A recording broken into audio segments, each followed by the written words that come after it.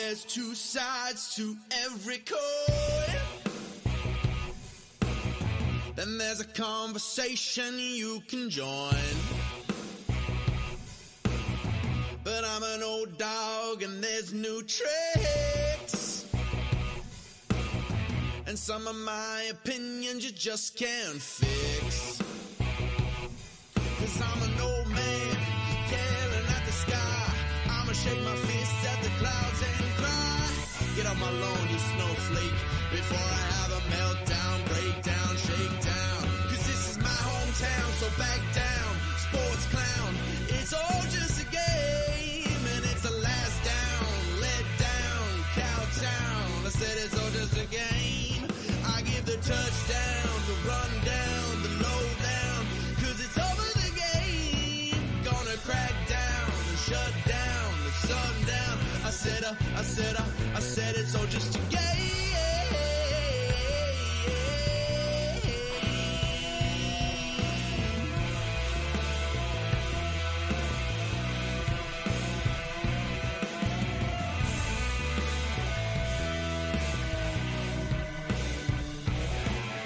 Hi, kids.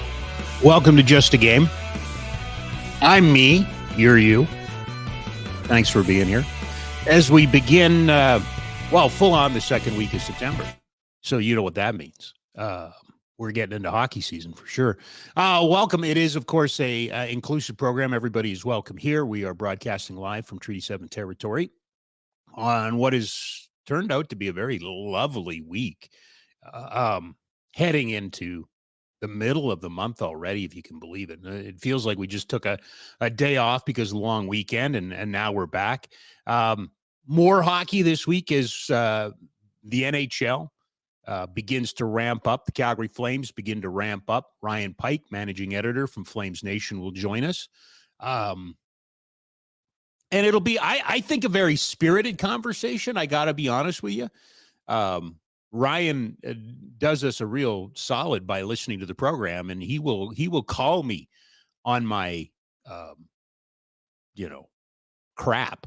And I know a couple weeks ago, I said, geez, is it all negative stories? And Ryan called me out on that. So we'll see. I am terrible at predictions, i.e. the Cincinnati Bengals. I mean, it's one game. There's more. They still could make the playoffs despite losing in Cleveland yesterday. For all of you, and I know a handful of you are out there, for you Giants fans, wow. Wow. Whoa. That's about all I'm going to say on that topic.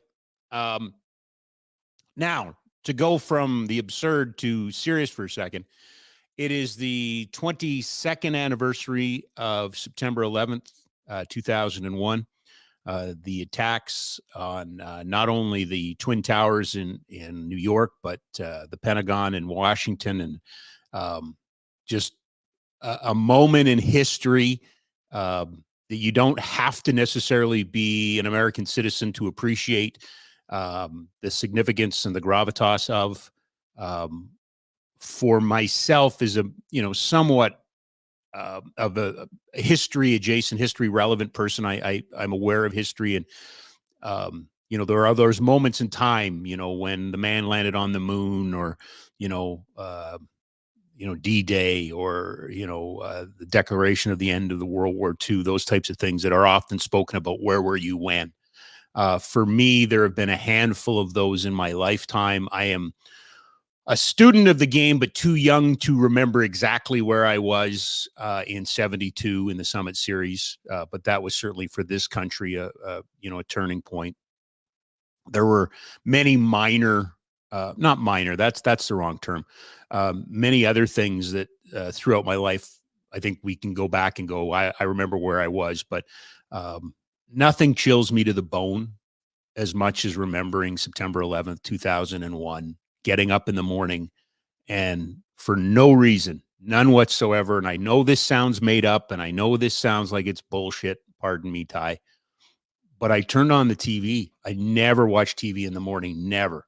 I turned on the TV, and there it was unfolding in front of me. And to this day, there's a lot. I don't know if you have those same moments in your life, but there are things that resonate and kind of break away the bonds of time. It almost feels like yesterday. I can remember, the thoughts. I can remember the conversations. I can remember, and quite honestly, in the infancy, no social media at that point, but the infancy of the internet, still not everybody was wired. I think we were all on email, but we were all, hit and miss on the internet. Just the wild misinformation that flew around for 24, 48 hours. And then to watch the nation of, our biggest trade partner, our friends to the south go through what they went through. All of the stories that came out of it, the heroics, just even the institution, we declared war on institutionalism and institutional thinking. And you saw those issues which are prevalent today in the aftermath of that event. The restriction to healthcare for first responders and just in many ways, the way, and some people have been cast aside in all of this. It had a profound impact on the world, good, bad, or indifferent. It had a profound impact on the way we travel, the way we view people, all of those sort of things. One thing that it reminds us is the power of sport and the power of entertainment. It was through sport that we eventually came back and got into those routines and found ways to distract ourselves. It was through entertainment that we came together and we acknowledged that this was challenging for all of us, but we would get through it together. I often say that this isn't a job. Jack and I just spent the last half hour, John back and forth about the business and personalities and things like that. This is the playpen. This is the sandbox of life. So often, and when I came back in February, I did a big long diatribe and set the manifesto. But it's called Just a Game for a reason, and it was around 2001, just a little later on, that I would launch Just a Game up in Edmonton. And Jason Greger would eventually replace me as I moved down here. And he really took that brand. But it was out of 9/11 that I was reminded about the importance of just entertaining people, of giving people a distraction, of how it was. You saw first responders and the ugliness and the chilling things that they saw, just acting like kids when athletes would come around and acknowledge them and point to them and celebrate with them. There's value in that. And it's just a reminder to me that as excited as we get, as upset as we get, yes, the Calgary Flames have some questions and we will get to those. And yes, the Calgary Stampeders are really struggling and we'll get to that. It is just a game. And I'll never forget Boomer and I doing a live show on 960 at Rocky Mountain Power Equipment. Anyway, it was the Honda store on McLeod Trail, just down by south of South Center and around Shaughnessy there. It's on the east side. I'm not sure it's the same owners, but we were doing a live show there. And I can't even remember what we were talking about. We were just having some fun, and a guy was hanging around, and we went to break, and he just came over and he said, "Guys, I just want to thank you." And we said, "Oh, being the pompous asses we are, you're welcome, yeah. And then he told us a story of, he was a cancer survivor, and every day he drove from out of town into Calgary to get chemo, and he listened to the show. And for him, it was a distraction. And to this day, that remains the single greatest honor that you can give somebody in this role. We are not changing the world. We're here to take you out of the world and give you a break and let you forget about your worries. One of my favorite shows is Cheers. And I love the theme to Cheers, right? Everybody knows your name. This is where you come and you lay down your troubles and you just be amongst your friends. So on the 22nd anniversary of 9/11, I just want to recognize for people my age what it means and how even to this day, I get chills just I don't know if chills is the right word, but I get anxious thinking about watching those videos in real time and having no connection other than it was on my television and everybody was talking about it. But here's hoping that we can take and have some fun and again, remind ourselves the importance of the need for sport and entertainment. All right, let's start with good. Okay, we just got a little serious. Let's get good. How about Canada? How about that? How about our first ever medal at the FIBA Men's World Championships? How about the fact that you win bronze, you lose silver, you win bronze. You still rather have silver, but I get that. But you win bronze and you beat the Americans. You beat the Americans in overtime. You beat the Americans to do it. Germany wins. Serbia, who beat you, picks up silver. I remember about 2016, it sure seemed like there was a lot of young Canadian talent coming into the NBA. And Michael Grange from Sportsnet would join me on the old show, and he would talk glowingly about the future of basketball in Canada, not just the men. Let's recognize the women. The women, much like they are in soccer, have been ahead of the male curve in their success and the expectations. They've led the way, but the men have quickly followed in behind. And I know at that time we were beginning to prognosticate, would 2020, would we have an all NBA team at the Olympics? Would we clash with the Americans? Would we be a world, title contender, Olympic gold medalist contender, all of those sort of things. And it hasn't worked out that way. It really hasn't until this tournament. And now we've qualified for Paris 2024. We win a medal. We aren't just a hockey nation. I say that proudly as someone who loves the game of hockey. I say it proudly as someone who believes in multi-sport, that we aren't just a hockey nation anymore.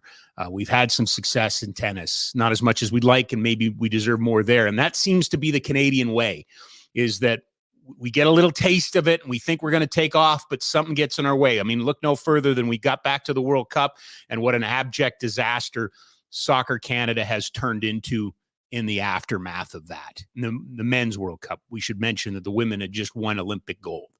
But I'm very excited about our opportunities in basketball. And I bring you this. Nothing gives me more pleasure than turning on an American sports show and listening to them get all pissy because Canada beat them in overtime. I have always looked towards the Dan Patrick Show as my bellwether in sports media. I think he's the best at it. I think he does the best show. He certainly took this format early on and created what we're all doing now, with technology. He's always been a pioneer, but listening this morning and listening to that program, lose a little bit of their crap about Canada beating them and beginning to look at the rosters and how good the Canadian roster was with all NBA players and Dylan and all, all of these guys. I love it. I love it. I love it. I love it. I love it. I love it. And then I don't know if you caught this story, but LeBron James is riding to the rescue for the USA. He wants to play in Paris and he wants to bring Steph Curry and Kevin Durant with him. Bring it on. I believe, I am no expert, but I believe Canada was missing a couple of our top guys too because of injuries. I love it. I think if we've punched the Americans in the nose so much that arguably the greatest basketball player in the world thinks he needs to ride in on a white horse and save their butts at Paris, God love them. Let's do it. I hope that the rest of the Canadian, I hope it's an impossible task to pick Team Canada. How cool would that be? And then for it to live up to, do I think that we can beat the Americans at their height with their best players, with their best team? No. But do I think we can beat an overconfident, arrogant American team? Yes, I do. Yes, I do.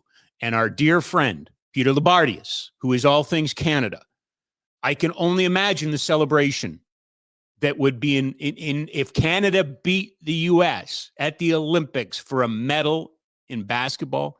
I can only imagine the celebration forthcoming after that. It probably should be broadcast live. So congratulations to Team Canada. Congratulations to Basketball Canada. Congratulations to everybody involved. I think that's amazing. I think that's outstanding. A little tougher, closer to home. Good news, bad news weekend. We brought you the story of Butch Wolfleg, who broadcasted the Monday Calgary version of the Labor Day Classic in Blackfoot. He was able to do the second half up in Edmonton in Blackfoot. I tip my hat to the Elks and the Stampeders and the CFL for making that happen. I think you build bridges. I think you build new fans when you make the game accessible in other languages. It was not only broadcast in Blackfoot. I believe it was broadcast in a couple of different languages. So love that. Didn't like the result. Walk-off win for the Elks. Not stunning. I wouldn't say stunning. Disappointing for sure. This great opportunity for me to plug our friend Danny Austin and Live from the 55. He had Ian and Busby on today. They'll break it down way better than I can. But I would suggest to you that it's going to be a tall task for the Stampeders to find themselves into the postseason. And it's been a long time since we talked about this. It's been a long, long time since, Labor Day was, might have been the moment in time. Now, technically, mathematically, all of those sort of things, but in the position that they're in, they have to put together wins. Now they have to roll Saskatchewan and do some, well, although Saskatchewan got absolutely rolled by Winnipeg. It really does feel like it's Toronto and Winnipeg's league and everybody else is just in it. No disrespect to the BC Lions, but I would suggest that that's beginning to be what it feels like. I don't think you throw the baby out with the bathwater. I've long held the opinion that Calgary, for some reason, is a marketplace. All sports marketplaces are different. They all have a different sensibility to them. Edmonton's very much a bunker. They love to criticize their teams, but nobody from outside of Edmonton is allowed to criticize their teams. That's how I've always found it. Here, ever since I've got here and worked in this market since 2003, we love firing coaches. We just love firing coaches. Firing coaches is a hobby around here, and it's happened way too often. And this is not Dave Dickinson. I know he's been a coach for a long time, and he's just the new GM. This is, to me, a cycle thing. I will defer to the Danny Austins and the Ian Busbys of the world if they disagree. But I think, you can only be at the top for so long. At some point, you have to cycle down and start over again. I watched Jake Mayer. I'm patient. I don't think you throw the baby out with the bathwater. I may be wrong on that. There's blips and pieces of this team I really, really like, but it doesn't quite seem as deep and as talented as other teams have in the past. Will that come back? Is that a function of giving young players opportunities? I don't know. But I'm not throwing the baby out with the bathwater. You will not have me canvassing for a new head coach in Calgary. That is not going to happen on my watch. The other thing, speaking of, good news, bad news, good news, the Cavalry, don't know if you've noted, for a team that struggled out of the gate at the beginning of this CPL season, couldn't pick up wins, wasn't losing, lots of draws, but wasn't picking up wins, wasn't scoring a lot. Tommy Wheeldon Jr., manager of the month. How do we feel about managers of the month? Jack, do you like that? Do you think the NFL should have a coach of the month? You think the NHL should have a coach of the month award?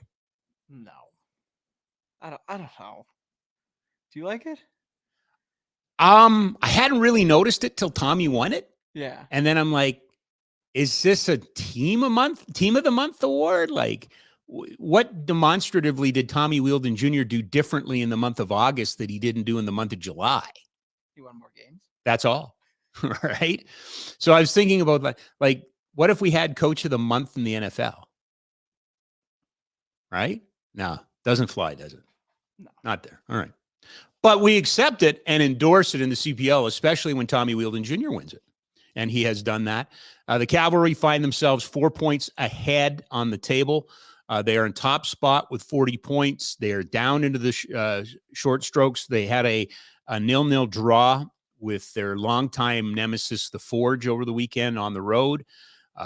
Like to see if we can get Marco Carducci back in here in the next little while. The goaltender joined us at the beginning of the season, and he said, be patient. He said, wait, things will come around. And they have. I know we're talking about a 0-0 draw, but they seem to be able to score. They seem to be able to score at will, or at times that they need to, I should say. And then again, what am I going to do? He's a friend of the program. Marco Carducci gives you another clean sheet. So lots to be excited about there. Talked about it off the top. This is a big week if you are a fan of prospect tournaments. And the Flames will be going to Penticton to play in the Young Stars Classic. And here's the roster. I think you're looking at lots of interesting names, but to me, it's Matt Coronado, Sam Honzik, who are at the top there, Jeremy Poirier. We talked about the defenseman. Certainly want to pick the brain of Ryan Pike when he gets here, because he's done his mailbag and he's done his, his other pieces. So he's going to have a much better sense of who everybody's excited about. We've had this conversation. I don't do fantasy because I draft good teams with quality people. You do not win fantasy that way. Having said that, I have nothing but great things to say about the human being and the defenseman. I think he's pretty good too. It's Tyson Galloway from the Calgary Hitmen. He's going to be on that roster. I see Oliver Tulk as well. So a couple of Hitmen. We saw the Hitmen draft a Flames drafted European player. So I'm hoping that we're going to see these two teams working a little bit more together. I got to admit, not sure about the goaltending. You're in that spot in the cycle, and it's certainly something we're going to talk about with Ryan Pike. It looks like the Flames are going to have 3 goalies on the main roster, and then Oscar Dansk, not Oliver, Oscar, and another prospect down on the farm. Not really sure about the. I don't know about you guys. I'm expecting Coronado to make this team out of training camp. I don't know why. I just am. A little bit of a more mature player, world championship experience. He's the guy that everybody, if you're looking at the top Flames prospects, he's the guy along with Wolf that gets listed. Honzik's your first pick, going to play in Vancouver. Sounds like he's going to play up the middle in Vancouver, which is a good position for the Flames. But as well, Yan Kuznetsov is a defenseman that's had some American Hockey League experience for the last couple of years. Rory Kearns, I remember during the COVID season when the Stockton Heat played, Rory had a brief opportunity up there because there was no Ontario Hockey League. He was there as a young 18-year-old. So lots of the Morin kid they drafted, the defenseman that they're very excited about out of the Quebec League. This looks like a roster that I suspect people are going to be excited about. This looks like a roster that I think, and when I say people, I think the diehard, the fans of prospects, the people that follow that stuff, the people that, and again, it's not a criticism, but there are some people whose fandom is more interested in what could be or what might be coming rather than what is here right now. So the prospect tournament runs. Calgary plays 3 games: Friday against Vancouver, Saturday against Edmonton, and then they're off till Monday when they play the Winnipeg Jets. So the 4 Western Canadian teams at this tournament. It's a fun time. I've called games there. I've called games on the radio there. Boomer and I were there at the first one. Boomer and I were in, I don't know if people remember, but the Flames used to play up in Camrose. Played the Oilers up in Camrose a couple of times, and Dion Phaneuf broke some glass up there and stuff. So they didn't invite him back because it was expensive. But anyway, then they started Penticton. But I'm just not as into it as I used to be. Probably it peaked for me when broadcasters were including the points at this tournament with preseason points and games in this tournament with preseason games. And I thought that's just a little silly. Quite honestly, that's just a little bit silly. But what a great opportunity for fans to see the young players. And if you've never been to Penticton, lovely little town with a couple of really crackerjack restaurants. So we'll talk to Ryan about that. Flames will have their golf tournament on Wednesday, then off to Penticton, and then camp again begins in earnest next week. Captain skates are already underway. Nothing has dramatically changed. I think I saw Julian McKenzie on The Athletic today writing his top 6 stories. I think all of the broadcasters and the media people are beginning to line up their stories heading into this camp. I'm not as bent out of shape about, I believe it's now 6 guys that are due contracts next year because they traded to Foley. I'm not as bent out of shape about that stuff as some people are, and I maybe I should be. Fascinated by what you do in goal with 3 goalies. I'm not sure that are you a 3 goalie guy? Do you buy into that? Because you've seen that, haven't you, Jack?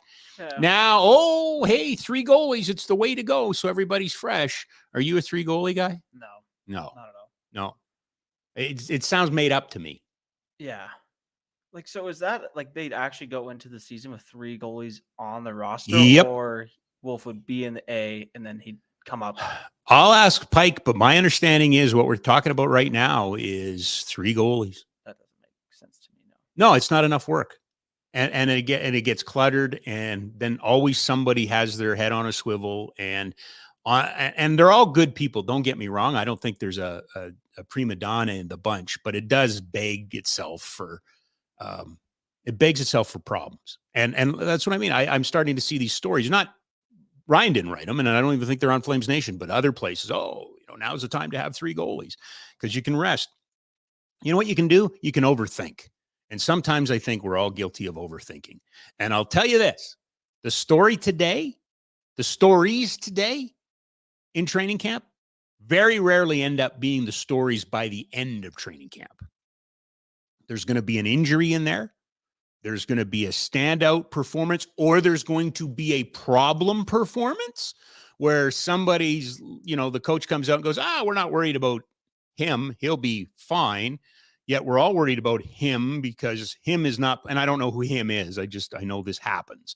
So from that standpoint, I think we watch with great interest the 3 goalies and the blue line. The return of Oliver Shillington, not having Michael Stone there as that, emergency blanket. What's that going to look like? Hannafin's again part of that whole conversation about who's staying and who's going, and then all eyes are on the young guys.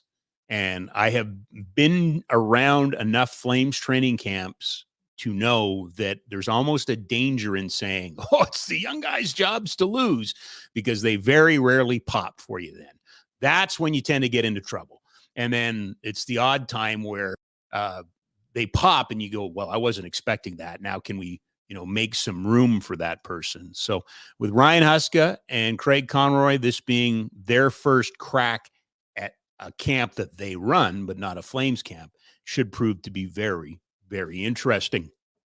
Let's bring in our guest, brought to you by Ski Cellar Snowboard.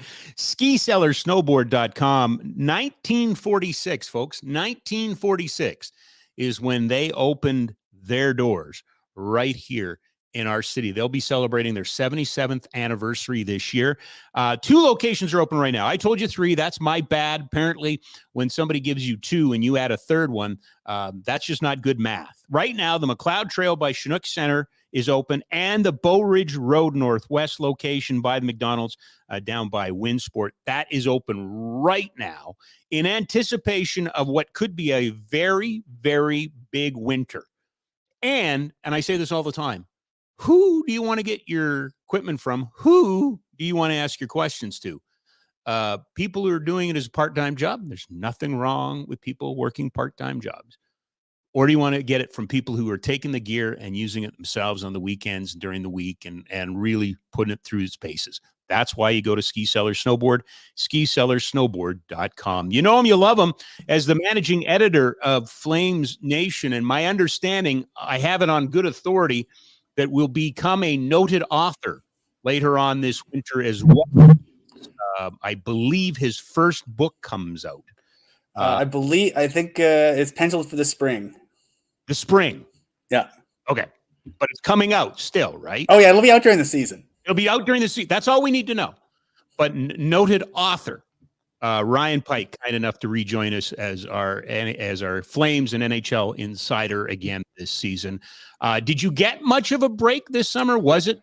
I mean, as compared to summers past, I would say compared to last year, much quieter, but in a different way, perhaps. Yeah, and I think it's sort of a product of just sort of the way things are, because I think you've spoken quite a bit both today and in days past about the fact is the Flames brought in a general manager who's very familiar with the hockey club, and they brought in a head coach that's very familiar with the hockey club. But the problem is, even if one or both of those gentlemen want to make sweeping changes, it takes two to tango. And I've been talking to folks around the game, and everyone's jammed up. There are maybe a half dozen teams that have cap space, and they're asking an arm and a leg and firstborn child to do anything. Mm-hmm. And if you're, say, hypothetically, the Calgary Flames, and Noah Hannafin has reportedly told the club, yeah, I'll play out my contract, but I'm probably going to go somewhere else after that. No hard feelings, which is his prerogative. That's his right as someone who's under contract for only 1 year. He was straight up with them by all accounts. If you're the Flames and you want to maximize his value, you probably in your mind have an idea of what you're willing to settle for. And the reason why we haven't seen trades at this point is the Flames simply haven't gotten an offer that was remotely close to what they wanted to settle for. I would say the same kind of thing is in the case of Dan Vladar. I mean, those are the two trades everyone and their dog has been going, hey, Pike, when are they trading Vladar so they can bring Wolf up? And the answer is when they get a deal that they don't hate. And the problem is with everyone having, cap space. I wrote about this in the mailbag this morning or on Monday on the site. Yep. I think the big challenge is, so we're at the point now where, optimism, sometimes blind optimism, reigns supreme in September and October because everyone's undefeated. Absolutely. Everyone's in the best shape of their lives, except for us media types. And some of us are in the worst shape of our lives. But the idea is optimism reigns supreme, and everyone's undefeated. And oh boy, just watch this person's going to have a bounce back. And one of our readers suggested the Buffalo Sabres, for example, as a potential fit for a Hannafin and or Vladar trade. And the problem is, much like a lot of teams, the Sabres have made a bunch of moves already, and they probably feel okay about the 7 or 8 defensemen they have coming into camp on one ways, and B, they have in Devon Levi a very respected and decorated collegiate goalie who they think could be as good as Dustin Wolf. So, if you're, and I think, not just a nitpick about Buffalo, but I think if you go through the entirety of the NHL, there are probably 32 teams out there who feel fairly good about their NHL tandems having done their tweaks. Yep. And it won't be until somebody comes to camp and looks horrible, for lack of a better term, until somebody gets hurt or somebody wildly underperforms, you don't really see a lot of dominoes toppling. No, and I think Vladar and Hannafin are different from this standpoint. I think Vladar that issue can be solved, and I hate to be morbid like this, but it's with a significant injury, right? Somebody goes down with a significant injury. He has a cap hit that's friendly. I think that's how that one gets solved. Hannafin's not that. I mean, defensemen are going to get injured, but that's still not that. Yeah, and if Rob, if you and I were GMs and you and I were trying to make a trade, it wouldn't take a lot for me to convince you that I wouldn't say the Flames have misused Dan Vladar, because I don't think that's the case. I think they've used him quite well for a guy with so little NHL experience. But if you're the Flames and the mandate is get there and try to make some noise once you get there, you're going to lean on the guy you're paying $6 million for. You're going to lean on the guy who, a year ago when Jacob Markstrom had his Norris or his Vezina runner-up season. I knew what you meant. When he had that season, I think there's a lot of folks around the league, especially in Western Canada, folks who are very familiar with him and who went, That makes sense. Yeah, I can see that. And that's sort of the potential that the Flames see in him, and that's the potential that I think they still see in him. So they didn't really use, like, Vladar doesn't have showy numbers because Vladar basically, the gig was to come in and, you're the reset guy. You're the mop-up guy. You're going to be playing the middle game in 3 and 4 nights or the end game in 3 and 4 nights. So it's kind of the same role that David Riddick got. And I think, it speaks to, I think in a lot of ways, how good Vladar has been, that he's adapted to a really tough job as a relatively untested young pro. And I think, that's the kind of context that you would be given to your potential trade partners, being like, oh, well, he could easily be a 1B, easily. Yeah. Has he been one here? Well, yes, that's not really the role he's been asked to do. I think you can sell him. You know who he reminds me of? I hate when everybody goes, oh, it's not just like this, but it reminds me a little bit of Ben Bishop. If you remember Ben Bishop's, he was an Ottawa Senator. Who remembers that, right? And to me, that's what Vladar is. Vladar is that big goalie. Jacob Markstrom was that. When he was in Florida, he was sort of caught down the depth chart a bit, and that's how he ended up in Vancouver, because there was a lot of shuffling that had to be done in Vancouver because Markstrom was sort of the guy that he was around the periphery of that roster. But I don't think Vladar has that many. Vladar doesn't have that much American League experience, though, right?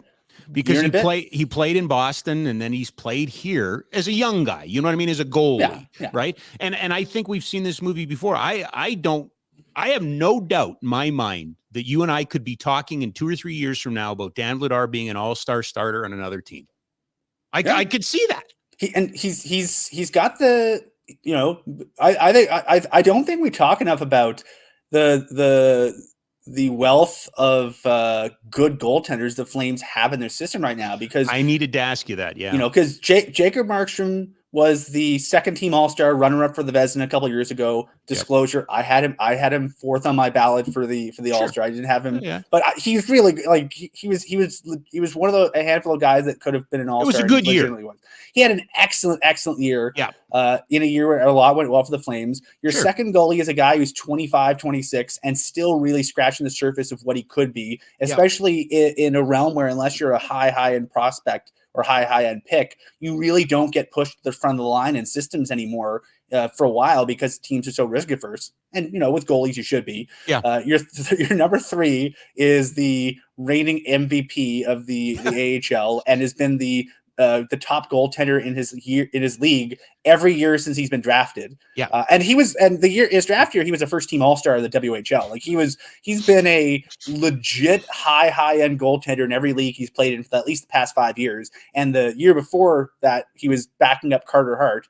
So he has a good resume. Yep. Oscar Dansk, I think, is, one of those guys where, again, we talk about how tough it is to play behind Markstrom. Playing behind Dustin Wolf is a really thankless job, because, unless Wolf gets called up, you're not really going to be used a lot. And I think you have to have a certain kind of mentality to succeed in that role. And I think Oscar Dansk on and off the ice, I've heard rave reviews about him. They love him.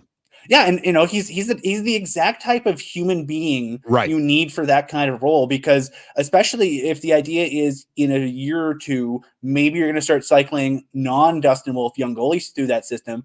Oscar Dansk could carve out a pretty good living for himself just being, the Crash Davis of the net in for the Wranglers. But I think that's a really important role to have. And then when you get beyond him, I mean, they just announced the prospect camp roster today. Yep. Connor Murphy and Matt Radomski are on AHL deals. They're probably going to Rapid City unless somebody gets moved or somebody gets hurt.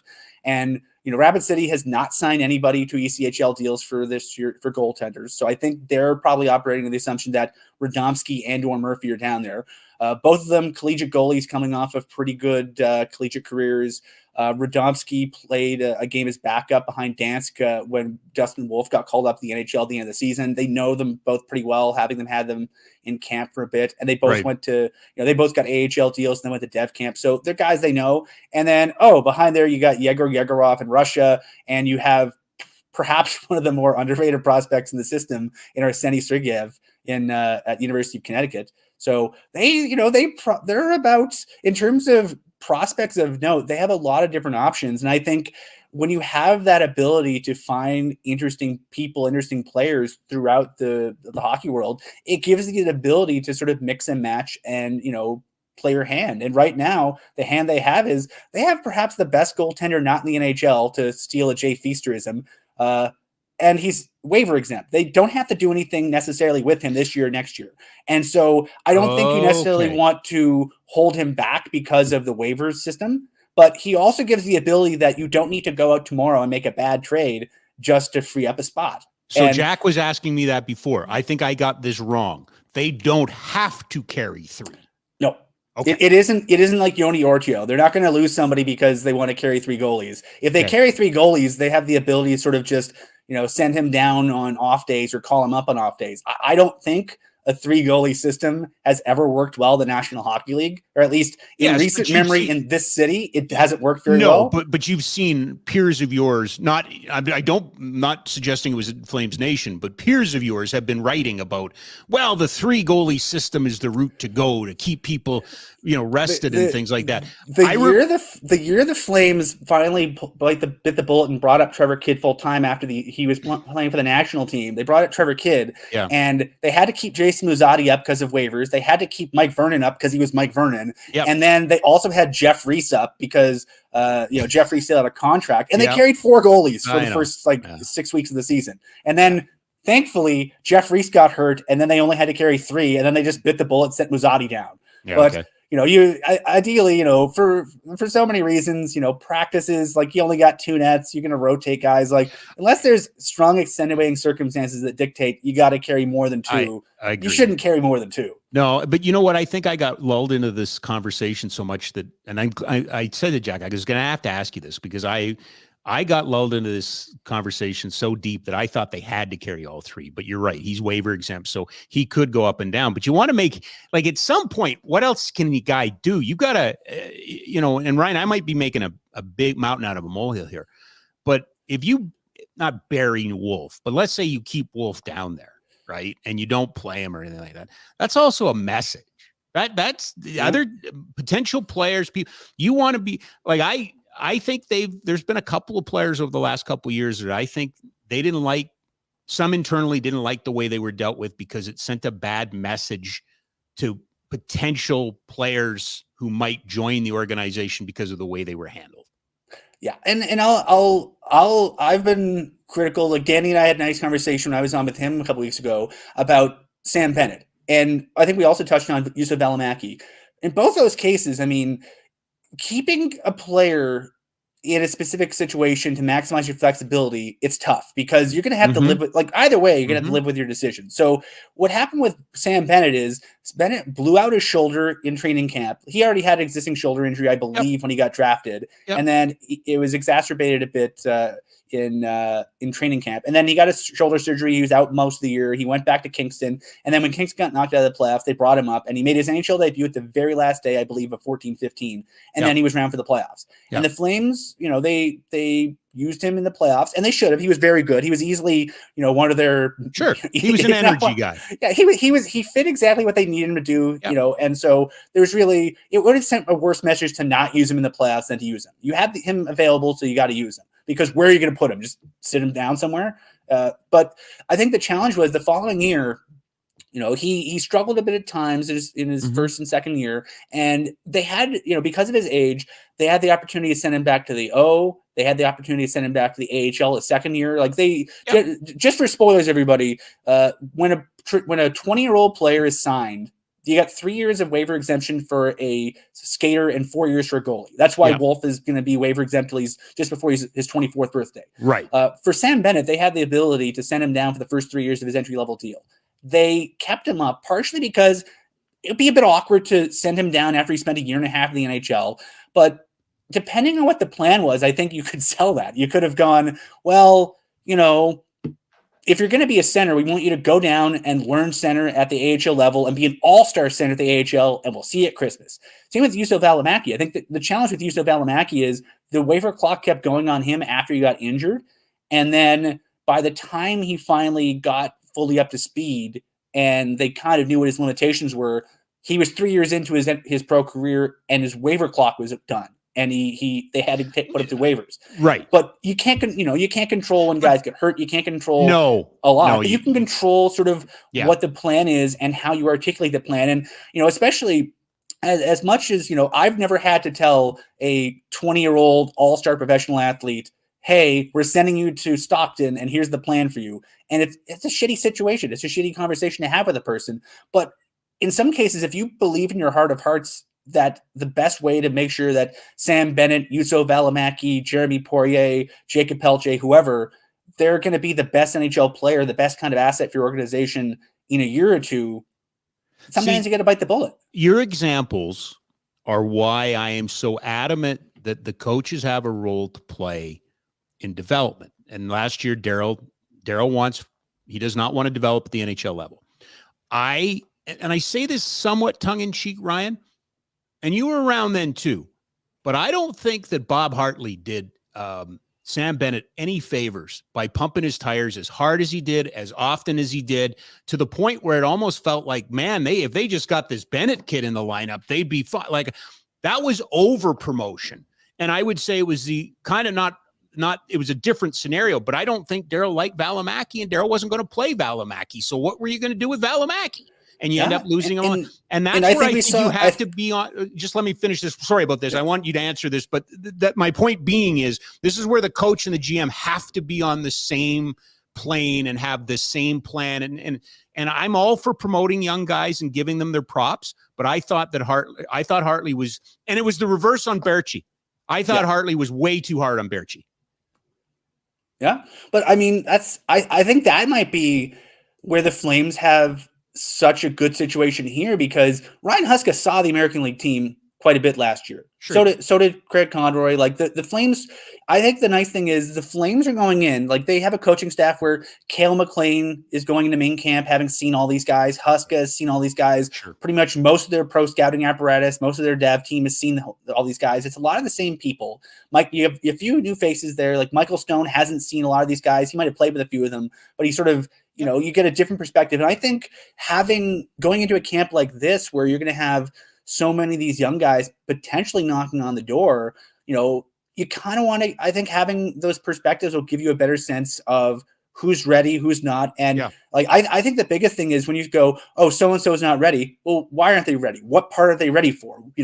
And I think that might be one of the big benefits of having the AHL club in town, because you have the ability of, Matt Brown's their mental performance coach. You can sit Matt Brown down with somebody and he can give you a pretty good assessment of how they're doing in terms of grasping the nuances of specific things. Same with, if they're defensemen, you can plunk them down with Michael Stone. You can plunk him down as a forward with Martin Jalna. Goalies can sit down with Sigaled. They have a lot of resources they didn't have before. And not only do they not have them, but I think the way they're situated now makes it really easy for them to maximize the effectiveness of those resources.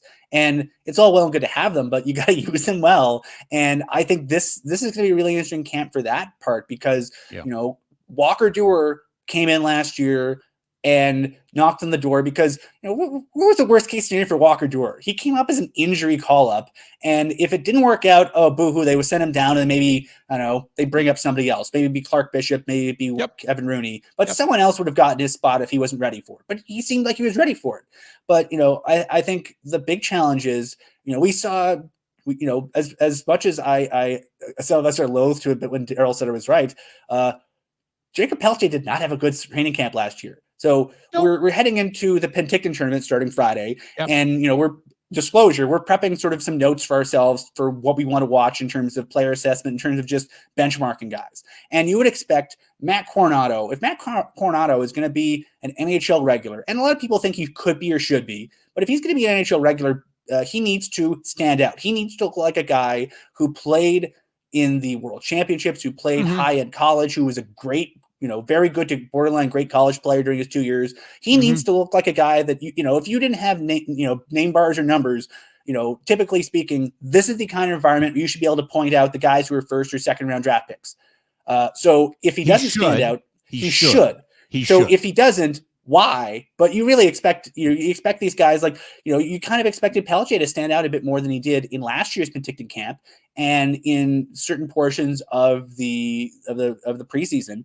And so when you're playing when you're playing that split squad game on the Monday between Seattle and Calgary in two different cities, and you're sending the odds and sods, and you're basically saying the Wranglers and whichever junior players are still kicking around to Climate Pledge to go play Seattle. So you're probably expecting your younger guys, the guys who are your top end prospects, you expect them to stand out. And even if the team loses, you expect them to sort of carry the mail a bit in those kind of environments. So it's about, I think a lot of it is about building the context for what the expectations are for players and why not they will succeed or struggle. But I think this is going to be a fascinating camp because I think they have a lot of different tools in place that they didn't really have or didn't integrate well in the past. But I also think, they have a lot of players who I think are further ahead than they were a year ago. And I think you're going to be able to really do some nice comparisons in terms of where guys are at in their development. Well, maybe in the new building, they can take a page out of the Blue Jays Dunedin complex and have the Department of Science and Human Anatomy or whatever they do down there, their high performance training center. Okay, let's get into Penticton, because you said something that the crusty, grumpy old me wants to fire back at, which is they should. But I went to enough Pentictons and saw enough high prospects or just go through the motions and get to another level when God forbid when Goudreau went and we were keeping track of his points and combining them with his preseason points and all that stuff. Tell me who you're watching and who you've seen this Flames roster, who are you watching? Okay, I'll throw out a couple obvious ones and I'll throw out some dark horses that I'm watching for other reasons. Sure. Obviously, Honzek and Coronado are first-round picks. Yes. Honzek is man-shaped already. He's big. He needs to thicken out a little bit, I think, but he's the kind of kid that, he'll go from being a lanky 18 to a thick 20 or 22. I don't think he'll have any issues with that. But in terms of some of the darker horses, I really want to see how Etienne Morin, how he's a great skater. He has... I've been told by scouts, maybe not Oliver Shillington level skating, but not far off. Wow. And, at the draft, Todd Button was really complimentary about how dynamic he can be in terms of using his teammates, using time and space, and sort of using a lot of little subtleties in his game to create space for passes and for offensive plays. So Morin, I haven't seen a lot of in person, but I'm really looking forward to seeing him both in Penticton and hopefully a bunch in preseason, because he's one of those guys that scouts kept telling me, holy cow, he could have gone in the first round. He is that kind of talent. Wow, okay. The other two guys I'm looking at are Parker Bell, from Tri-City, and William Stromgren, formerly of a bunch of places in Sweden, but now the Wranglers. Parker Bell is about to turn 20. He's a 2003 birthday, so he could be playing in the American League as a 20-year-old, or he could be playing in the Western League as an overager. And so if he has a good week or two here, if he looks like he could be a pro player, he could conceivably close out the month of September by getting an entry-level contract. And I don't think you can say that for a lot of these guys here. A lot of the guys who don't have contracts are definitely heading back elsewhere. A lot of the unsigned junior guys, like I don't think Jaden Lipinski will get a contract this week, for example. I don't think Moran will get a contract this week. But some of the other guys have chances. But I think Bell, I think Bell legitimately could put pen to paper if he looks like they think he can look. He was really, really good for Tri-City last year. And I think, people who I know who follow the Western League look at him and say, he's a guy who's got size and he knows how to use it. And it's a question of, can he put it all together and become sort of a Michael Ferlandy type at the NHL? He's I'd say he's sort of up there with Lucas Siona in terms of guys who are big and burly, but also don't lack skill and are able to sort of use their size to maximize the skill they have. Okay. And Stromgren, Stromgren is one of those guys that, I saw a lot of folks criticizing the Flames a bit for picking Stromgren instead of other guys. I think Logan Stankoven was available when Stromgren was picked in the second round in 21. I really like Stromgren as a player because he's got size and he's been playing in the Swedish system that really emphasizes structure and two-way play. And he hasn't played a lot. He hasn't gotten, a big role in Swedish Pro because in Europe, if you're someone that they think might bolt, or even if you're just a 21-year-old, you're a fourth liner and you're penalty killer, and then you earn what you earn your keep, and then you get older and you move a little bit up the rotation a bit. Yep. And in kind of doing yeoman's work as a penalty killer and two-way guy in the bottom six for a couple teams, he was really effective. And during the last couple of weeks of the season in the SHL, he looked really good. And then he came over to the Wranglers at the end of last season and played a couple of games and didn't look out of place. And especially for a guy who hasn't really played on the small ice that much. Yeah. He's the kind of guy that, because he's had that pro polish in the Swedish system, I think he could click with what the Flames do quicker than a lot of other young guys. So those are the handful of guys I'm really looking forward to. But part of the fun of these tournaments, Rob, as you well know, you kind of want to see who stands out, because there's plenty of guys. There's been plenty of guys who the Flames have brought in on AHL deals in the past. Ryan Lomberg ended up getting an NHL deal. Garnet Hathaway, a lot of other guys. You kind of want to see if one of these guys on AHL deals comes in and really grabs hold of it, because they might not get NHL careers carved out as a result of this, but if you're somebody playing minor pro, the pay difference between being on a two-way NHL deal and being on an AHL only deal, it's pretty substantial, and you can set yourself up for a pretty good career by having a good few weeks. But those two guys you mentioned are serviceable NHL players. Right. Yeah. And they didn't have to give up anything to get there. No. All right. I'll come back to camp in a second. You said something interesting, and I know it's a ritual for you every Sunday night, but tell me about the mailbag, because as we head into this week, everything's fresh. What are the fans asking? Where is their pulse on this? Because we're all going to do the same thing. I've already seen, here are my top 5 stories coming into camp and things like that. And we can make, I guess, the conversations. I'm curious what people are asking you about right now. It's a lot of questions about, when are the trades happening? Okay. And primarily circling around, Hanifin and Vladar for trades. Okay. A lot of, I think that the discourse around Elias Lindholm, especially since he did that interview with that Swedish outlet a couple weeks ago, has shifted a bit from, oh no, what's going on with Lindholm, to when's Lindholm signing? Right. And I think folks are sort of I think they're pre-anxious about the number. We don't have a number. We don't even have a contract yet. But I think people are starting to get riled up about a number that hasn't happened yet. So, I mean, that seems so strange to me. You're serious. Yeah. It's like, oh man, I wouldn't pay a first line center that much money. But I don't know. And so I get it. But I also think folks are very curious about,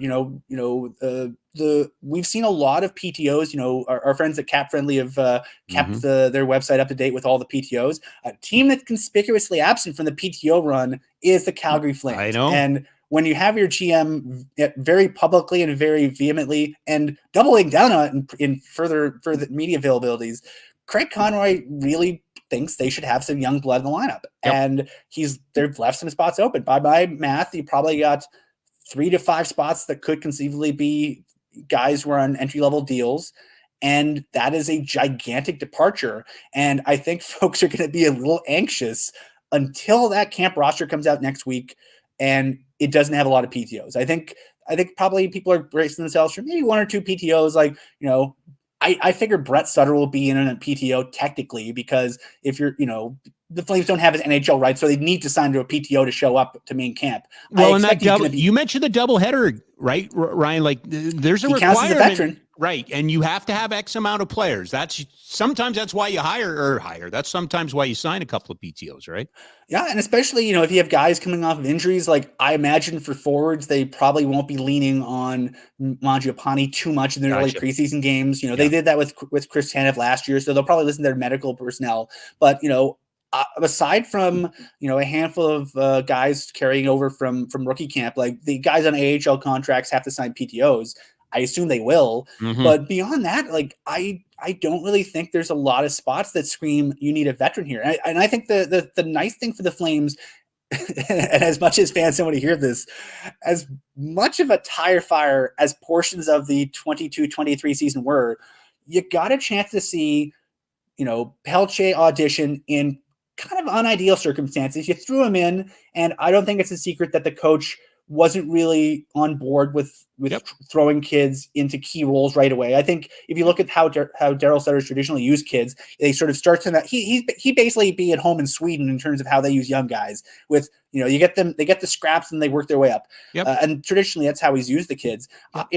If you look at how Pelche was used, he got some really good deployments early on, and then the quality of his deployments fell off. But he, considering who he was playing with and who he's playing against, he held his own pretty well. And then he went back and had a really good AHL playoffs. So I think you learned something about Pelche's skill set and how it can translate. You saw Coronado practice with the group. You saw him in a nothing game, but you saw him. And I think they get a sense of how his game translate. Especially, I think seeing Coronado in the World Championships gives your scouts extra reps, your development team extra reps to sort of see how he can be used. So I think the specific circumstance the Flames are at, where if you look at the young guys that probably will push for jobs, Coronado, Dor, Pelche, those are guys you've seen quite a bit in pro or pro adjacent situations in the last year. And I think you've learned a lot about them. And I think you have the ability, this isn't like, it's not like you're bringing in Sean Monahan fresh from the Ottawa 67s in the draft and saying,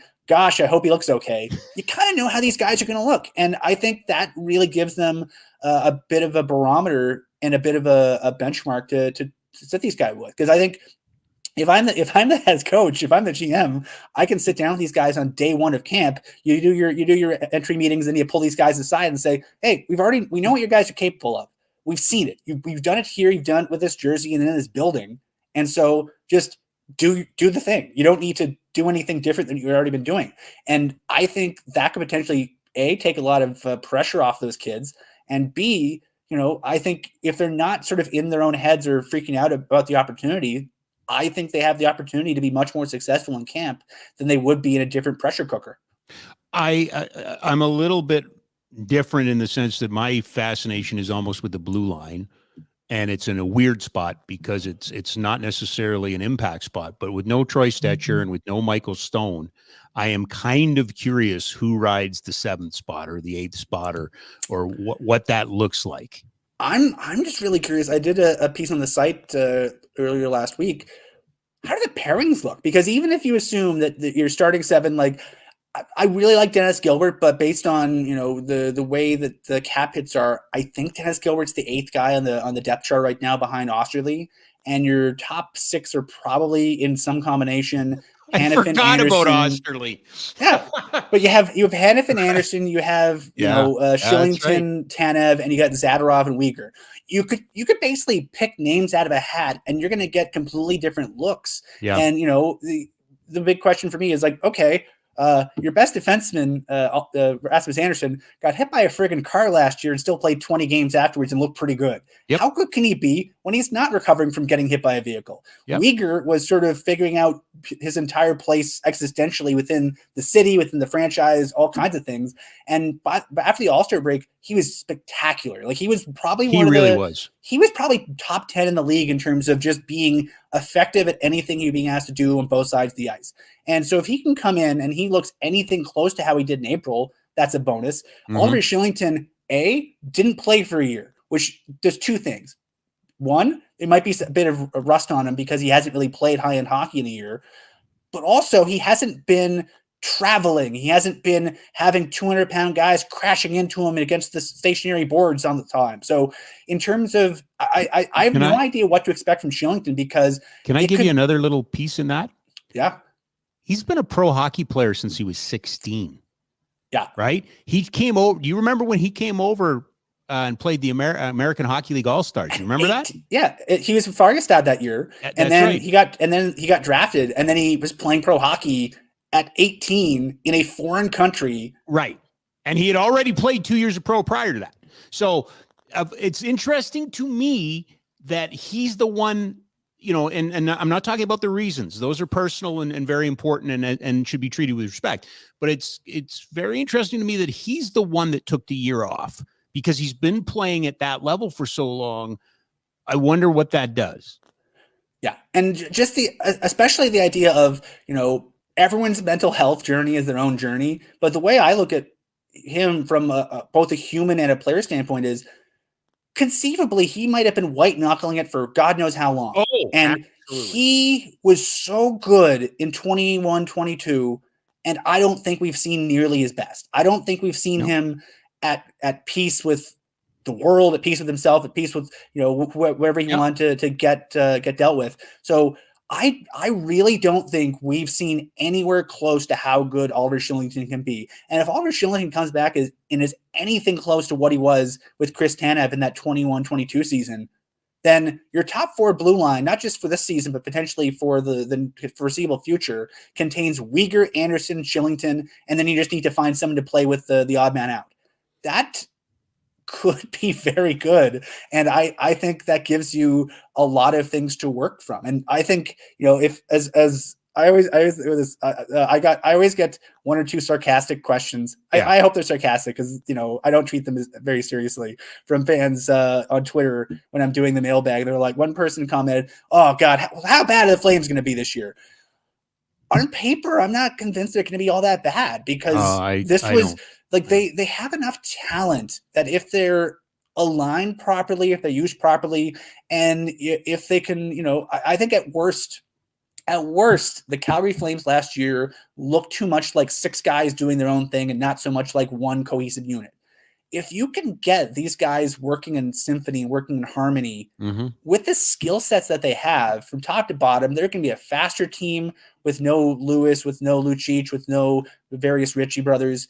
They're going to be they're going to be a younger team. Yeah. And I think they're going to be a team that, from top to bottom, like between the guys who are trying to knock on the door and carve out NHL roles for themselves, guys who aren't really, NHL regulars or NHL locks, to the guys who are a year from free agency or a couple years from free agency, I think you're going to have a lot of guys come in with a chip on their shoulder because, I vividly remember this, Rob.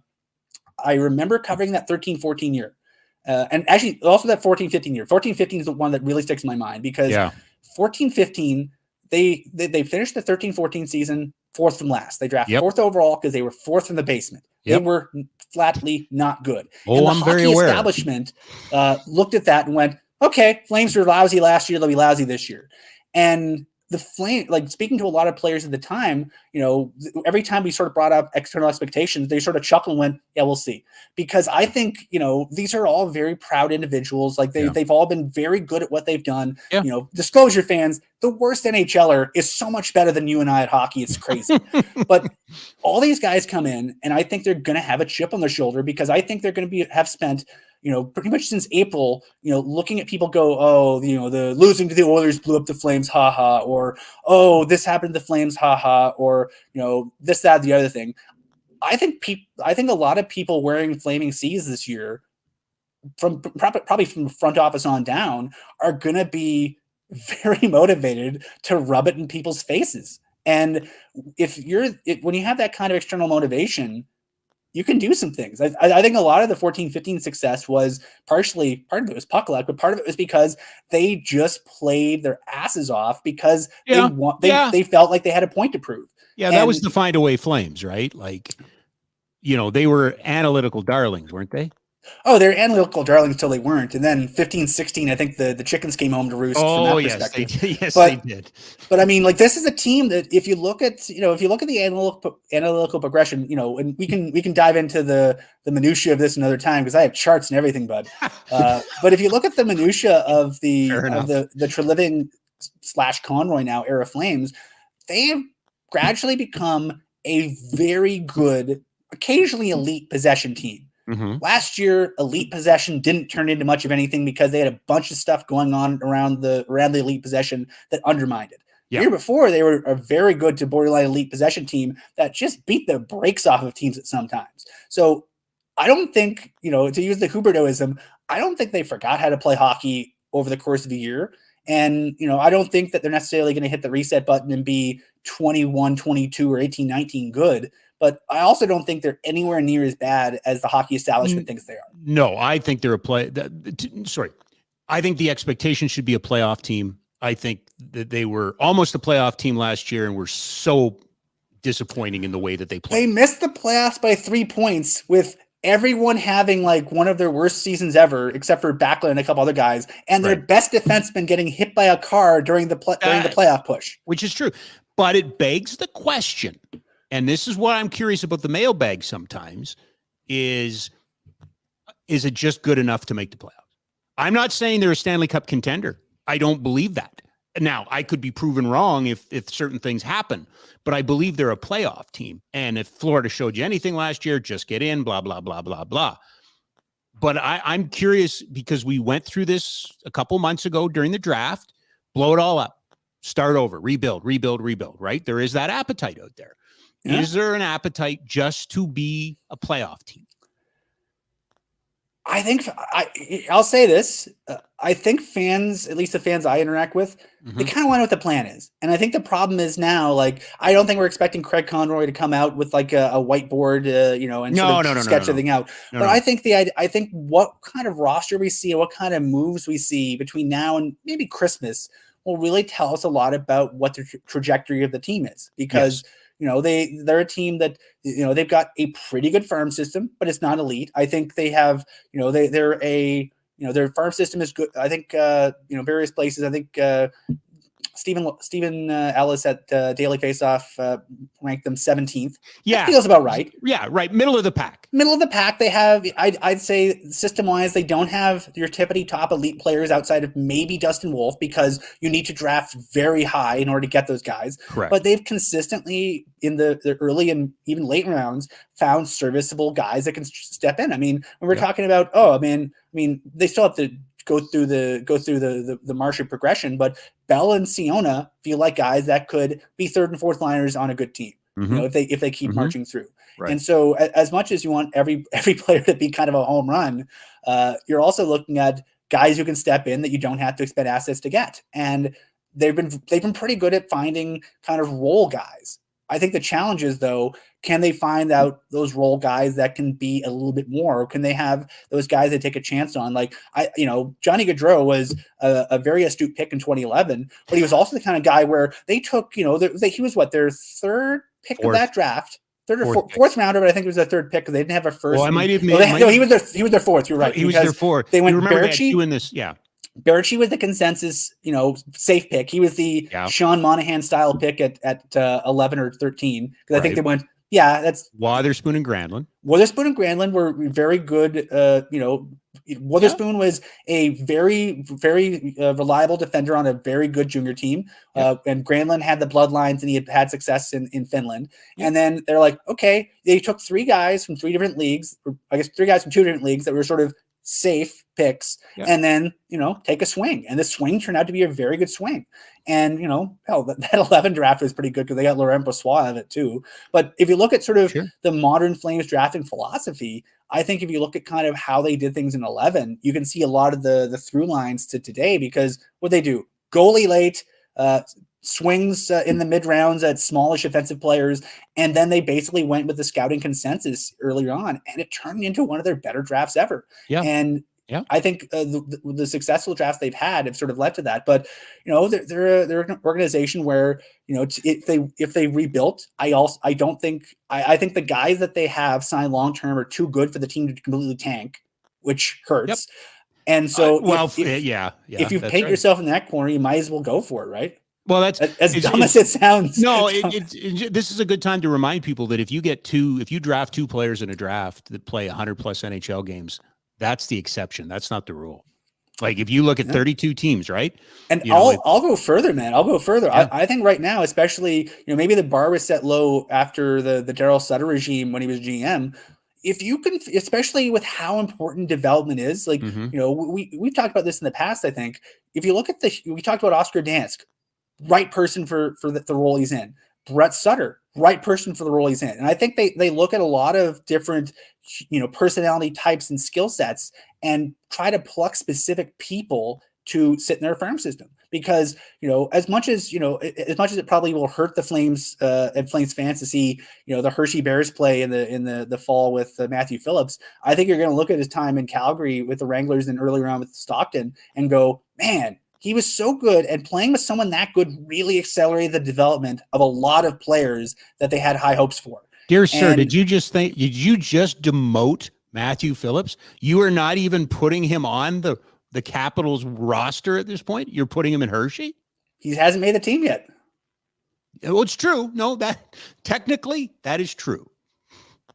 But if you at this point, like if you're able to find really good minor league players, if they serve a developmental purpose, are important. And they can really help get your people to where they need to be.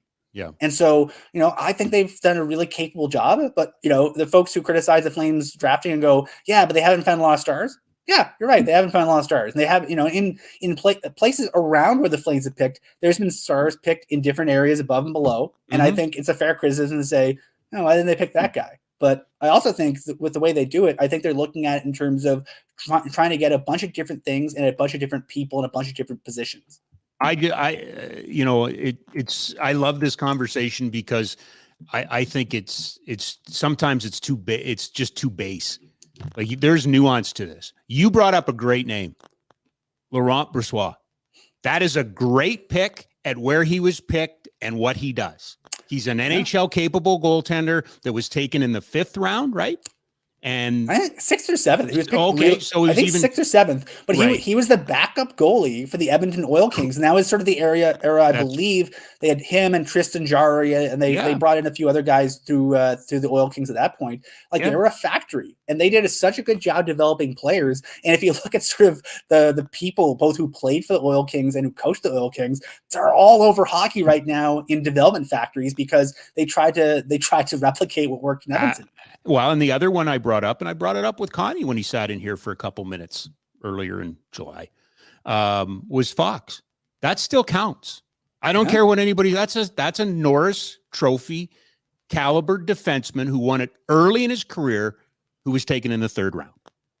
Right, and that's a product of Button and Feaster, and later on Treliving also. I mean, I think one of the better things that the Flames did during Jay Feaster gets a lot of credit. I believe Brian Burke's exact phrasing when he dismissed Burke or dismissed Treliving or not Feaster. When he dismissed Feaster, he gave him credit. I believe he used the phrase, he shoveled out the barn for us. Yeah. And he had kind of a thankless job, and they got rid of some bad contracts, and they built up the drafting and development team a bit. They put in some really clear metrics and some really clear things. They integrated data into it. And then Treliving came in and said, well, how does this work? Okay, cool. What do you need? Okay, let's build onto it. And then they built onto it and built onto it. And heck, we're at the point now where we just saw the announcement, over the weekend, where the Flames have hired more scouts. They've hired more development people. They have more development staff than they did before. They have different configurations and more amateur scouts than they did before. Yep. They haven't officially, they haven't had a dedicated reserve list scout until this year with Peter Labardius. Yeah. Yeah. It's like I think that's there's always a tendency when you have a regime change to burn the boats, burn down what it came before, and build something new. But I think one of the more savvy things that was done over the last 15, 20 years in the city has been Flames brass coming in and going, well, hold on a second. What was the plan here? What worked? Right. Okay. Right. What do you need then? What do you need to make this work better? And if you look at, how the Flames worked, I mean, Treliving added a bunch of USHL and collegiate scouts into that area, and lo and behold, they found Adam Fox. They found a bunch of guys. Like Emilio Peterson was one of those guys that came out of that system too, out of that scouting regime. So it's guys that you might not have found before that helped your team and helped your system. All this goes without saying. This is neither one of us saying that finishing into the lottery and winning a lottery or drafting first overall for 4 of 6 years or whatever that was that our friends of the North did. Remember, there's only one legacy team, and they're not truly a legacy team because they're not original 6, but there's only one team for the 21 team NHL that has never drafted first, never drafted higher than 4th. And that's the Calgary Flames. And it's impossible. And I'm pretty sure right? at the end of October, Rob, when I go up and watch the outdoor game up there, when we're having pops, I'm pretty sure some folks up there will refer to the Decade of Darkness. And the reason why they call it Decade of Darkness, Brad Treliving's phrasing whenever he talked about someone says, oh, you're going to trade up, you're going to get the first, second, whatever overall pick, he always sort of winced and went, teams won't go through a lot of pain to get those picks. They call it the Decade of Darkness in Edmonton because, and I don't think it's unfair to say, the team was lousy for a long time. And so 20 years. The team, especially during that Decade of Darkness, they were borderline unwatchable. And our poor friends in the North that's all they had to watch. Yes. For hockey. I think at that point they might have even had the Oil Kings. No, and it's impossible to sell tickets. It's impossible to do this. It's impossible to do that. For a fan who only is worried about the results, I get it. But when you're looking at the business of hockey, it's death. Yeah, it's and death. Imagine being a hockey fan in that city, and first of all, you don't have Chinooks, and you're farther north, so the winter is darker and colder and never ends. And also, your hockey team's terrible, and it's been terrible last year, and it was terrible the year before. You can't remember the last time they were any good. No, listen. I have no sympathy for them. Before I let you go, I got two more questions for you. One, and you just brought it up, and I'll bring it up because I ranted on it on Friday. Terribly disappointed that it's just going to be a straight NHL game at the Heritage Classic. And it feels like we're checking a box just to make sure that Connor McDavid gets to play a home outdoor game. That's what it feels like. Yeah, and I mean, like especially, I mean, we talk about how good the alumni group is here, and Rob, I don't need to tell you any of that because quite well. They have a pretty good alumni group in Edmonton too, and I think it would have been so fun to have it kind of like a party atmosphere of just, you're telling a generation of fans, hey, come on down. We're gonna, you might not be able to get Kiprusoff over, but you could probably get Mike Vernon to play. You can get Brent Cron and those guys. You can get, a bunch of the Oilers faithful too, and you could have had like a cool, fun, nostalgic thing. Like you could do, like I understand not wanting to wreck up the ice, and I get it, but I mean, I don't think you'd have to worry about, these guys in their 40s and 50s wrecking up the ice, carving too much. It'd be basically a glorified shinny game, but it would have been a lot of fun. And you can do it after. Like, I get it. Okay, so you want to protect the ice. I get it. But leave the ice in for a week. Right? Let the other teams play. To me, it's got to be a festival, Ryan. Because I'm always the guy that defends the outdoor classics against the establishment. No, you got to do it. Well, especially the idea, like they're for that market. They're for that home market. Yes. So the idea is you're like, especially, at their best, the outdoor games are, they're meant to be a party. They must be like, okay, if they're live, you get the atmosphere. And, it's meant to sort of be for you. But if you're watching on TV and they do so many of these things, you want it to be a party. Like, I think Seattle, Vegas is going to be a friggin' blast because that's going to be so weird, man. But it's going to be it's going to be so fun to have an outdoor game. That Anaheim LA game was cool. Yeah, that was really, even the Lake Tahoe games they did during the pandemic season. Those were weird, but they were like the fun kind of weird. And I kind of, I like the idea of the NHL trying weird new things, but I also kind of like the idea of them like, you want to make it a fun party. You want to sort of, say to fans, hey, you haven't seen Jerome again to play in this ice in a while. We'll bring him in. Him and Conroy can be on an alumni team together. It'll be fun. But we're not going to see. I think a lot of fans would have driven 3 hours in October to watch Jelena, Iginla, and Conroy play in an alumni game. And I think a lot of Oilers fans. You could have brought Donovan in. You could have brought Clark in. You could have brought McLennan in. You could have brought a whole bunch of guys from 03, 04, 20 years later, right? And the Red Mile team still sells. Commodore could have been there, right? Like, you ship in Marcus Nielsen. And you send them up there. You can get some of those Oilers guys from the same era. I mean, that would have been, cool little system. But you and I aren't in charge. But No, we're not. And the NHL's got to wake up because they have a responsibility to build the game. They're just checking boxes again, and that's what pisses me off. I just hope there's a media skate. I'm selfish. I just hope there's a media skate. I said that before. A media skate. There should be a junior game. There should be a college game. There should be a women's game. There should be minor hockey games. And I get it.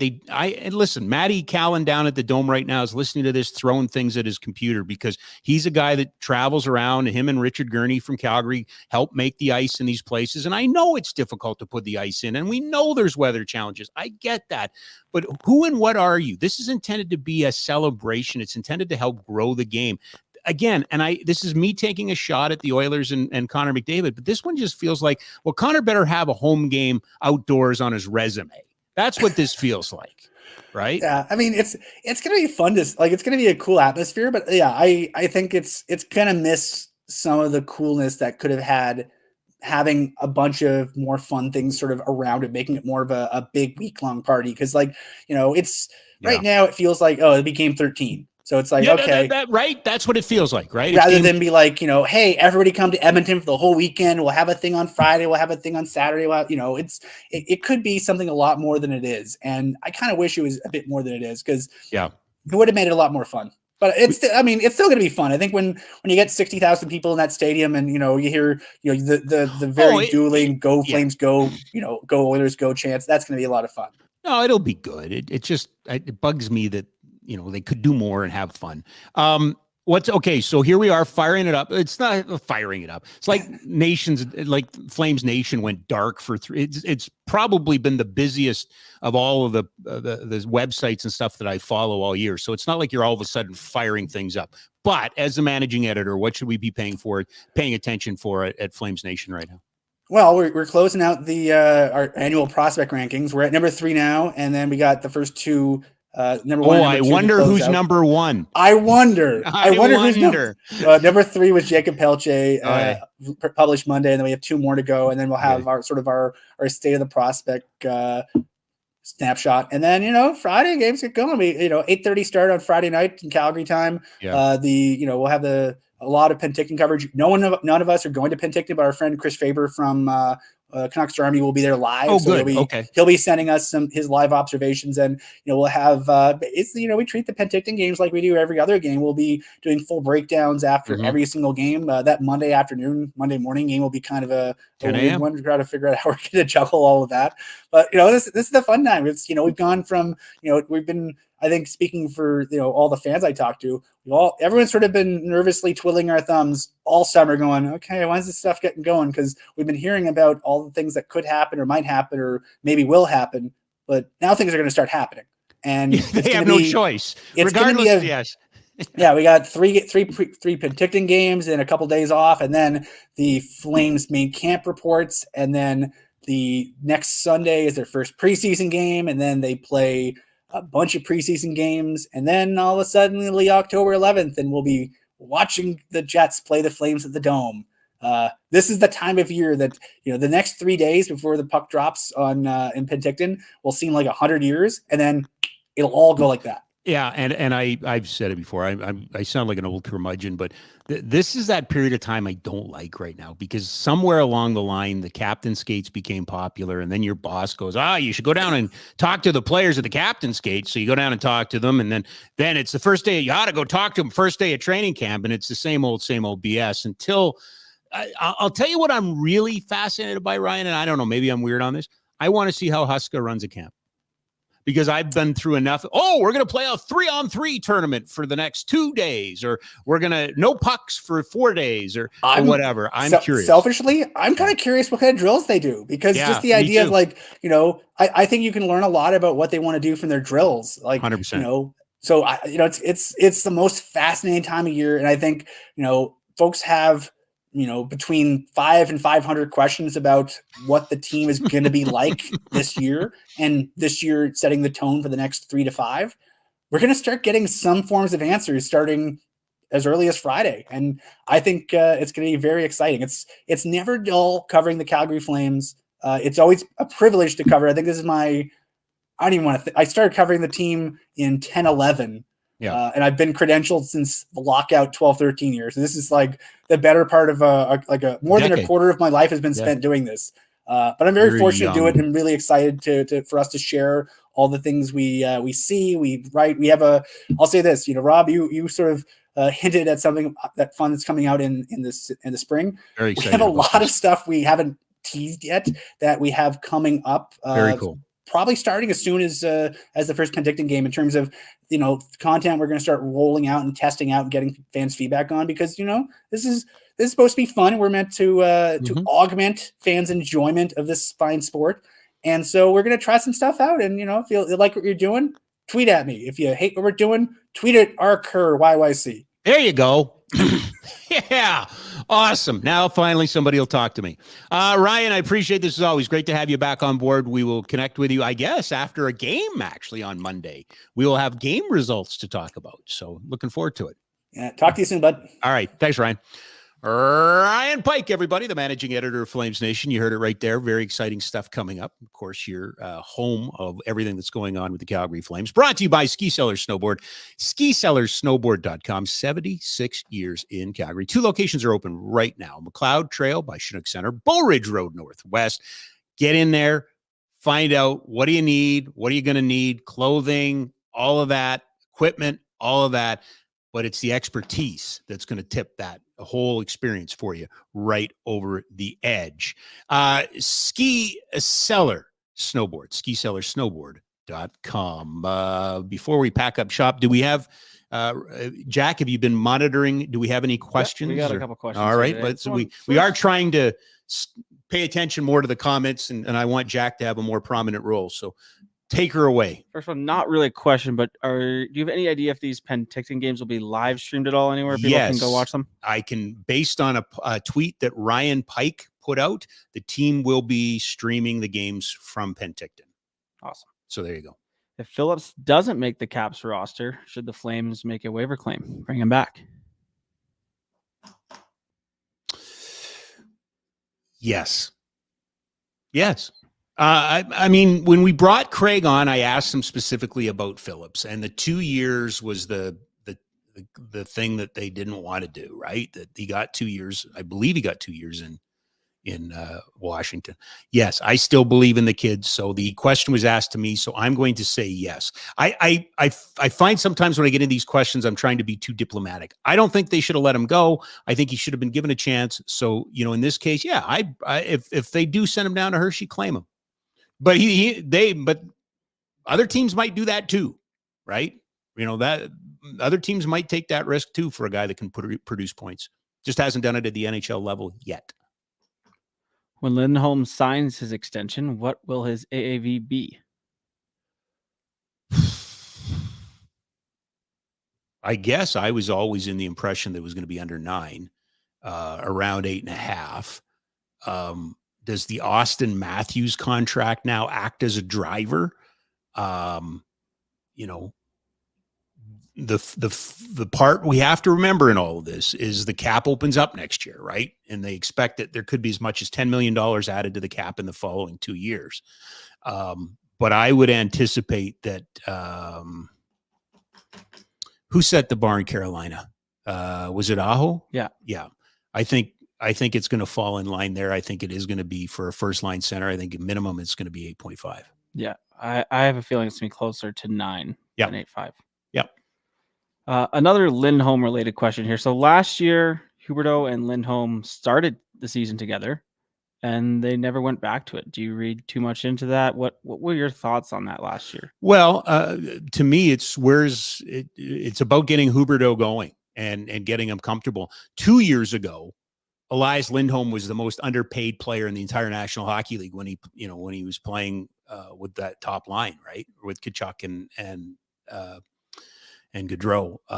I think he's the nice thing about Elias Lindholm. I know his age isn't what everybody wants it to be, but he is at least flexible enough that he can play. If not him, then who, right? To me, it's who does Huberdeau want to play with? If you played him with Kadri and played Kadri up the middle, would Kadri create more room for Huberdeau, right? But if you I think you put your best players together. I really do. And at least let them see. To the point of the question, they just weren't given a lot of time, right? Yeah. It seemed like it was. And you never got the sense that the players had a lot of input in that. Yeah. Which, hey, you can't be running the institution. I get that part. But, it really seems to me, don't you think, Jack, that the Flames spent a lot of time this summer telling us that, they really want to get Huberdeau going. They want to make him 100%. Comfortable. So I anticipate he gets to pick his center to start. I agree. Who will lead the Flames in goals, and do they have a 30-goal scorer on their team? Jack, this is where you're going to learn you have to save me from myself right here. This is where I need to be saved. I was thinking about this with Ryan, and I was kind of combining it with Friday's show when we had to make predictions, and I hate making predictions. Is it out of the realm of possibility that Matt Coronado goes off as a rookie? is it out of the possibility that this kid, because, you know, Mangiapane can score at this level. He didn't score last year. He could very easily lead this team. Lindholm can score at this level. He could. I don't think it's going to be Huberdeau because I think he's going to be your setup guy. But, you know, after all of this consternation about drafting and never getting this first overall picks and stuff like that, Coronado's not a raw rookie. He's not a right out of high school kid. He's got some world championships. He's got all of that. I know he's going to Penticton, and it's terrible, terrible, terrible when you say, "Oh, I think he could," but he is the one guy that I think we all look at. If the Flames are going to have a breakout rookie, it's unless there's an injury, it probably won't be Wolf in terms of a big giant breakout. He, you know, you move Ladar, he plays 30 games, he wins 15 or something like that. Yeah. But what if Coronado goes off? What if Coronado turns out to be the player that they drafted? And that's putting a ton of pressure on him. And I'm not putting pressure on him, but what if it happened? Because it's not out of the, you know, this happens all the time. You know, the older rookies, you know, there's going to be so much on 18-year-old Bedard, right? Connor Bedard. What's Connor Bedard going to do? And you know, the kids in Columbus and stuff like that. But is it out of the realm of possibility that, you know, Coronado's mature, he comes in, settles in on the second line, and all of a sudden pops that? You know, I have just doomed him to the same fate that the Bengals have. Right? By suggesting any kind of prediction with him, he will now likely spend most of the year with the Wranglers. So there you go. I'm going to say Andrew Mangiapane. If he's healthy, we know he can do it, right? Yeah. We know he can do it. But here's what I don't think they have. I don't think they have a 40-50 guy. No. I think it's depth scoring for sure. 100%. And that's what it has to be. Like you still need 10, 12 from Backlund. You need your third liners to have a couple of double digits, and it'd be great if you had a fourth liner that could get you a double digit total too, right? Last one here. Yeah. In your time in the radio, did you ever like talk bad about a player and then they came and confronted you about it? Yep. So three examples I would give. One was it wasn't a player. It was Rob Cook's an assistant coach. One time I went on the radio and I said, you want more goals? Because it was the, 06, 07, right in that era, right? And it was just after the dead puck era, and they weren't scoring a lot of goals, and everybody was, wow, we got to do this to open up the game and everything. And I bluntly said one day, you want more goals in the National Hockey League? Ban assistant coaches. If you had one coach on the bench and you banned assistant coaches, you would have more mistakes, you would have more hiccups, and you would end up with goals. My intention was not to say we should ban assistant coaches. My intention was to say that if you want more goals, you have to create mistakes. And this game is so highly coached, video and all of those sort of things. So Rob Cookson called me out on that. Curtis Glencross signed an extension, and the morning show, which now is on this station, took umbrage with the dollar total. And I went down to not knowing this, I went down to the availability, and Curtis heard it and was asked a question, and he kind of looked at me and, kind of got mad at what he'd heard on the radio, which I didn't say. But they said he was overpaid. And then credit to the Flames, and this is where the Flames have a real strength, is Peter Hanlon and the comms department. We all got together afterwards, and Curtis understood that it wasn't me that said it. And I'd be fascinated if did it come up with Reggie?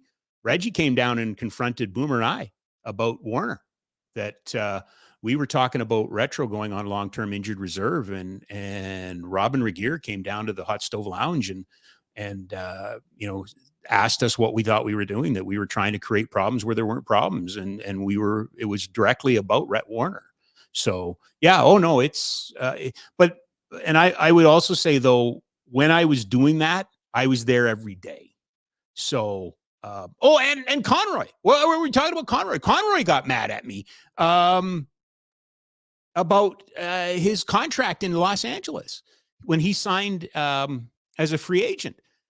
He got $5 million, and he he came on and we talked to him. And then later on, I said, seems like a lot of he brings that up all the time and reminds me that I said that. I believe that's what it was about, but it was about, he remembers me saying he was remembers me saying that he was overpaid. And, I also made a comment one time about Americans, and his wife, heard it and she brought it to him, and Craig Conroy keeps me accountable. Like dude listened, and there have been some times like, yes, he spent 2 hours here and he was awesome, but he's not a shrinking violet. Like if you say something that he doesn't agree with, he has no problem telling you. So, yeah, there was some stamps. I think sometimes where I was in the Stamps dressing room. But I'd like to believe that, I never had nastiness or stuff like that. Like I remember a rookie, Nick Lewis, taping an Eric Francis column on his back and going out and practicing. So, I've seen that nuttiness. And Brandon ended up leaving here and went and played in the NFL for Seattle. Came up here, Brandon Bridger. Is that anyway, big, tall DB. And he just was destroying the media after a game one day, just yelling at everybody. So, I have, but that to me is part of it. I would say teams have contacted me. When you do this, you're talking. This is not a script. These are notes. So there's times where I have said things and afterwards I regret them because they're not true or because it came out wrong. And I will proactively contact and go, hey, listen, that's not what I meant to say. But I long held the belief that I would leave this business going out because you say something stupid or something wrong or whatever, because the mic is it's live and everybody can hear it. So did I answer the question or did I babble on? No, you did. Perfect job. Okay. You have another one here. Yeah. How much influence do the Flames have on Sportsnet TV and radio broadcasts? They're partners. But I think the best description of that I can give you is I think the Flames are very upset that the radio team doesn't travel, but doesn't get their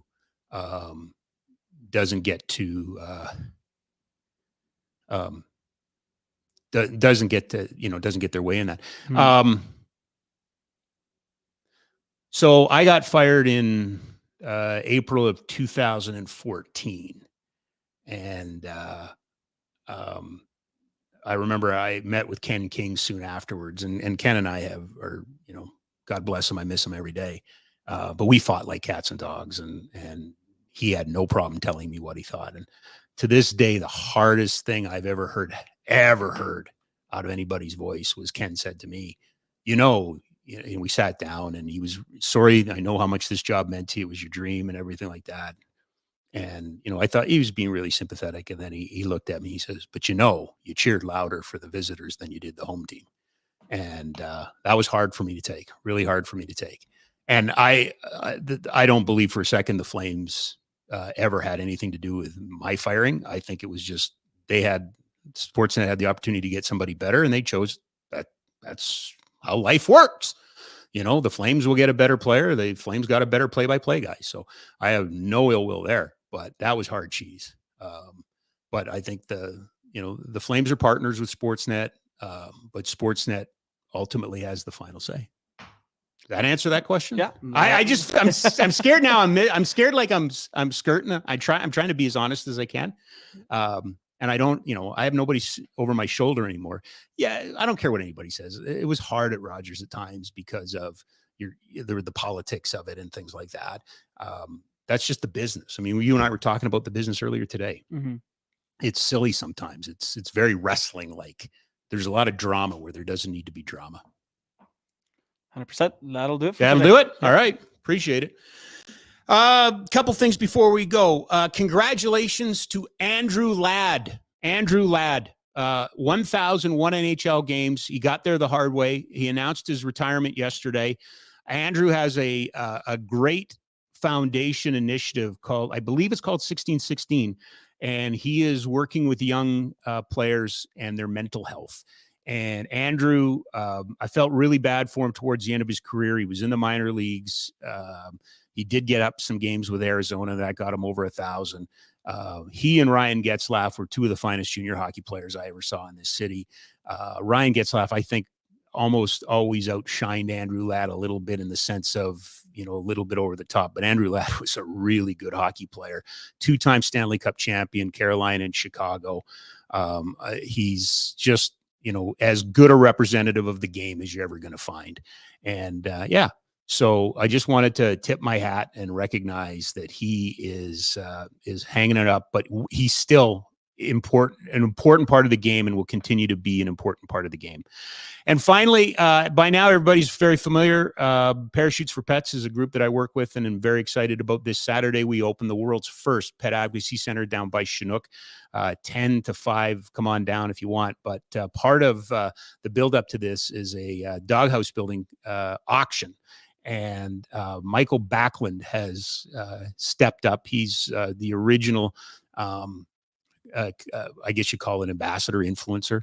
Mackenzie Uyghur's come on board for parachutes, and then they've got some other great ones: Chris Cedarstrand, Grace Dayfo, Trent McClellan, Darren Haynes, people who've been on this show. Lots of people picking up. Anyway, Michael's worked on commissioning a Zamboni doghouse, very special Zamboni doghouse. There it is. It is being auctioned off. You can go to Elevate Auctions right now. You can go to Parachute's website. The front end, I don't know if I have the front end picture there, but the dog enters from the front end.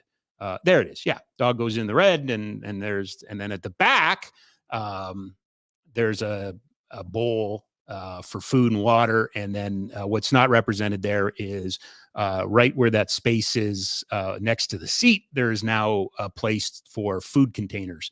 So there's space inside there for toys, and you can open the roof to look at the dog, and all the proceeds from this. And Michael's going to sign this, by the way. So he'll personalize it and sign it. Michael is the benefactor or he is the reason. Frida and Michael Backlund are the reason there is Lily's Legacy, which is based off of their pet, which helps kids who are in foster care keep their animals. Not a lot is, Mike won the King Clancy Award.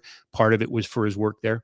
So anyway, if there's some other cool dog houses, if you want to check it out, all the proceeds are going directly to Parachutes for Pets. And again, 6120 first 1A Street Southwest, just quarter of a block north of the Chinook Train Center or LRT station. The grand opening is 10 to 5 on Saturday. We got another show coming up on Friday, October 4th. We are back to 3 times a week. And looking forward to it. Obviously enjoyed the hockey talk. You can bet we're going to be ramping up the hockey talk. Make sure you check out the Live from 55 with Danny Austin, as well the Barn Burner podcast. So much good stuff happening here at the Nation, and rumor has it, little birdies told me there's some really cool stuff coming down the pipe, so be around. Thanks to Jack, who's done an amazing job keeping us on track and making sure this program works. And thanks to you for tuning in. Thanks to Ryan Pike. We'll see you on Friday, everybody.